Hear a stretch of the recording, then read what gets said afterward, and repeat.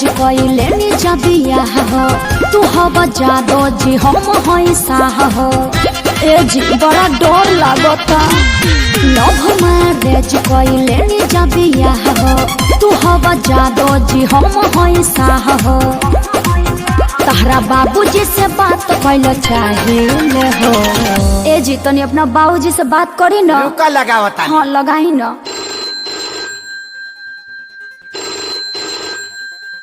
हो पप्पा हम बियाह कैला लियो का बियाह कैले लिए हमरा ले बतैले तू बियाह कैला त हमसे बतैला नया बतैला त हम कह के बताई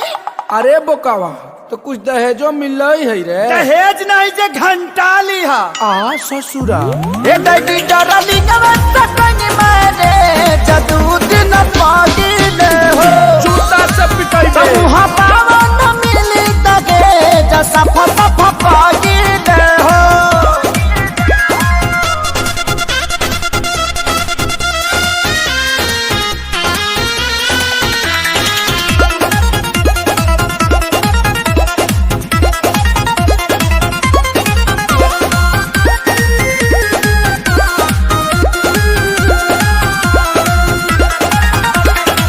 एक तो गलती कइले बनी जा हमनी के बरियार हो ऐसन शादी से सुनले बानी टूटेला घर परिवार हो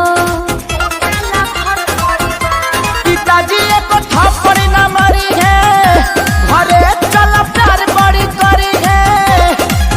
ओहि जा होत का बापा ता कर सही ले हो अरे एक बार और लगाई ना रुका एक बार फिर लगाओ तानी ए पापा हो पापा हम सुहाग रात मनाई ले लियो पंडित जी से दिखौला हवे अरे तो सुहाग रात में पलंग के जरूरत लगल है पंडित जी के थोड़ी लगल है ए दैडी डरली नवत कनी मारे जदू दिन पागिले हो गुजार छटवाई बे मुहा पावन मिली तगे जसा फसा पागिले हो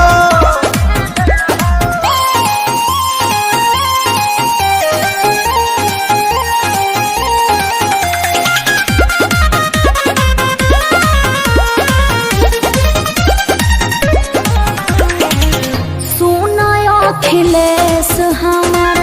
का पता के रूह हो वही जा जाए से पहले देख छोटका के मुँह हो सुन सुन खेसारी के रानी कुछ कोई न कहतानी यह सोची सोची टेंशन में डरे हो